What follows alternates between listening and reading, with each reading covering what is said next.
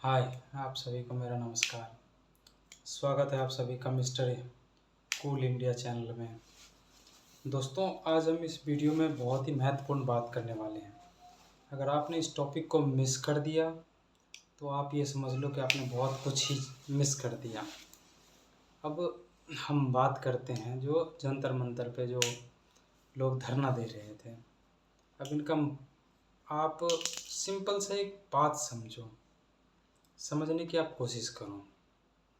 CJP CJP को तो जानते ही होंगे आप लोग, भूल तो नहीं गए कि सीजेपी कॉकरोच जनता पार्टी, उनके जो मुख्य लीडर हैं मिस्टर दीप के अभिजीत या अभिजीत दीप के, ये नाम है।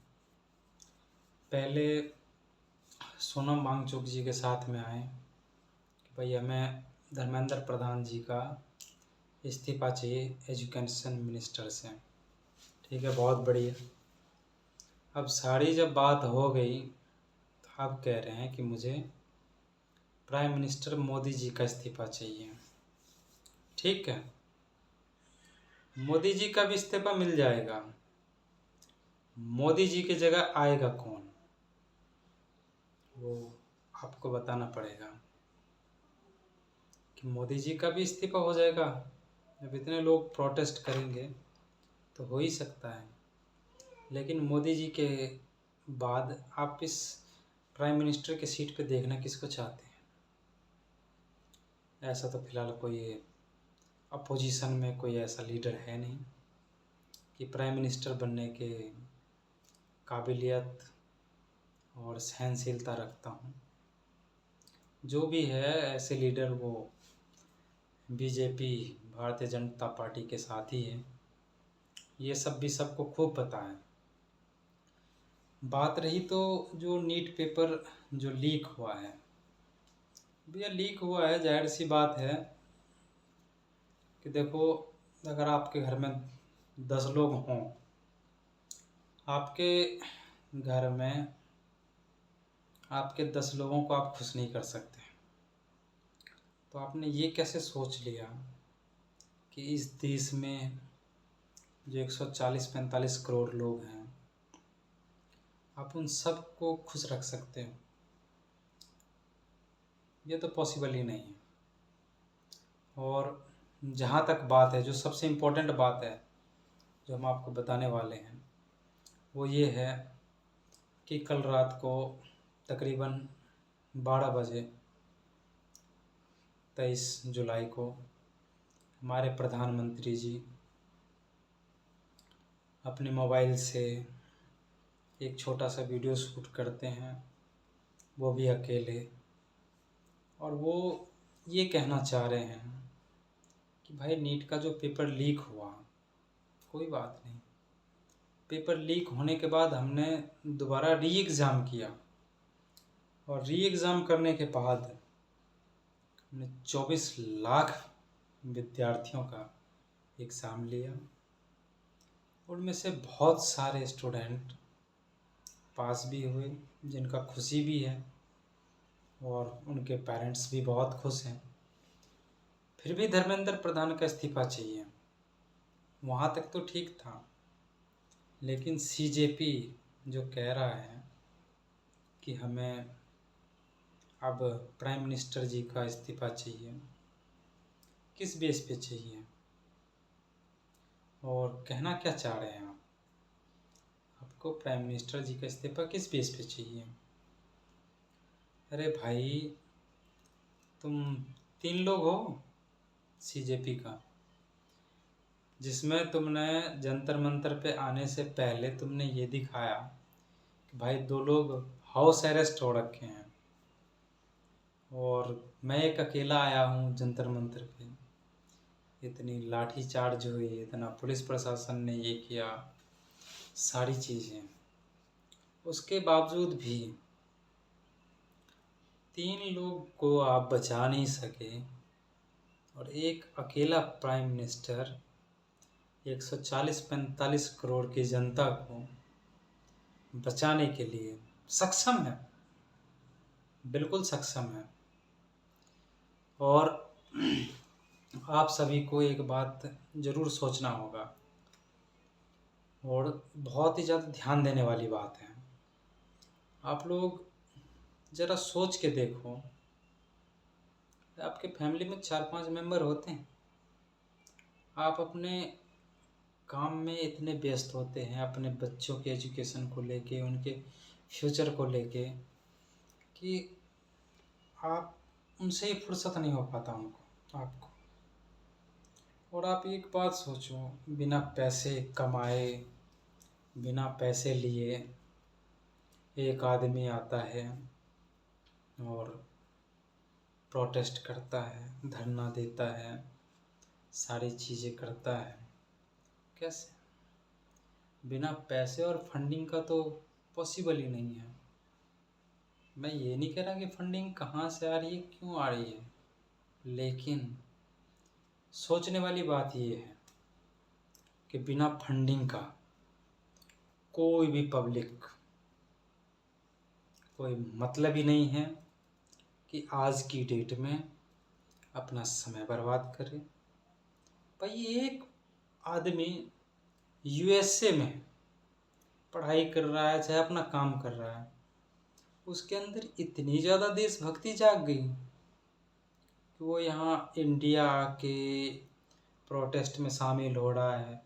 और जब प्रोटेस्ट में जब डंडे खाने की बारी आ रही है तो एक जो है वो ये दिख रहा है कि मीडिया में, सीसीटीवी में, कि वो वहाँ है ही नहीं। जो 2 लोग और भी हैं उनके, वो आपको दिख रहे हैं हाउस अरेस्ट हैं, उसको कहीं पकड़ रखा है, उसका फ़ोन पूरा जब्त कर रखा है। ये कैसे पॉसिबल हो सकता है? हमारे हिसाब से तो ये पॉसिबल है ही नहीं। बाकी आप लोग खुद समझदार हो, आप लोग ज़रा सोच के देखो। अरे हम आप एक मिडिल क्लास लोग जो अपने काम में व्यस्त हैं, अपने फ्यूचर को लेके व्यस्त हैं, अपने बच्चे को फ्यूचर के लिए व्यस्त हैं, उनसे फुर्सत नहीं हो पा रहा, और बिना पैसे के, बिना सारे चीज़ करे हुए आप जंतर मंतर पे जाके धरना प्रदर्शन कर रहे हो, सारी चीज़ें कर रहे हो। और हाँ, एक इंटरेस्टिंग बात और ये है कि अगर आपने अभी देखा होगा तो शुभंकर मिश्रा जी का आपने अगर सुना होगा, आपने उनका यूट्यूब चैनल से अगर आप जुड़े होंगे, उनका कुछ वीडियो वायरल हो रहा था। तो उनकी आज की डेट में आप 2 वीडियो देखो। सबसे पहला वीडियो कि पहले तो वो प्राइम मिनिस्टर जी के बारे में कहते हैं कि ऐसा क्या हुआ जो प्राइम मिनिस्टर जी पहली बार आके देश के युवा के लिए, देश की जनता के लिए झुके, उनसे बात किया, उनके हित के बारे में बात किया। और थोड़ी देर बाद उनका एक और वीडियो आता है। उस वीडियो में वो ये बता रहे हैं कि प्राइम मिनिस्टर जी ने अपने वोट बैंक को देखा, आने वाली इलेक्शन को देखा, जिनमें कि उनका वोट बैंक, जनता, पब्लिक और ये जो स्टूडेंट हैं जो भी प्रोटेस्ट कर रहे हैं, ये इनका सबसे बड़ा वोट बैंक है। ऐसे कैसे पॉसिबल हो सकता है? अगर एक ही आदमी आपको दिन में 2 बार बात कर रहा है आपसे, और 2 तरीके के बात कर रहा है, तो ये पॉसिबल है क्या? बिल्कुल नहीं। दोस्तों, मेरा कहने का मतलब यही है कि आज के टाइम में ये सोशल मीडिया का ज़माना है। कुछ चीज़ें हम बिना देखे, बिना सोचे, बिना समझे किसी की बातों पे विश्वास कर लेते हैं। और दूसरी बात कि उनका कहना ये है कि भाई आप सोचो समझो खुद भी करो। क्यों? अगर आप कोई भी बात बोल रहे हो, कह रहे हो, तो उनका कुछ तो फैक्ट होगा भाई। अब इतनी जो मीडिया है, कोई कुछ नहीं कहता है।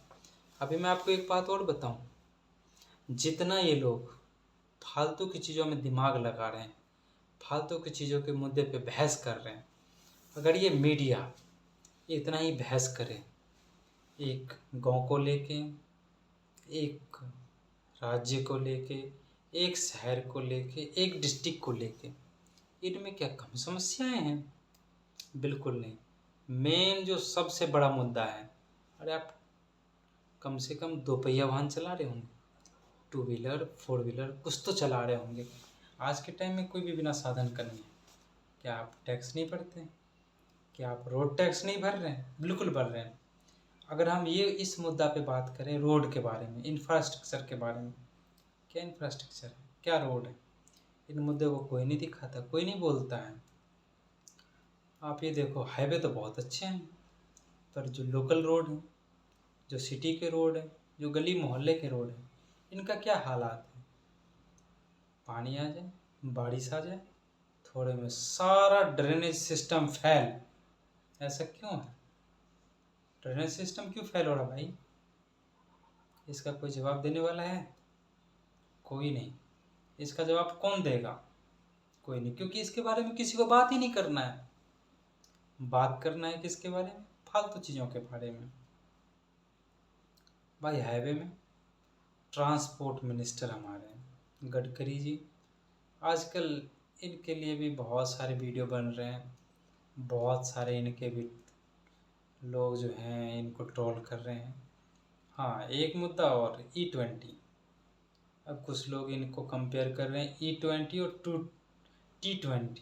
E20 और T20 का मतलब क्या हुआ?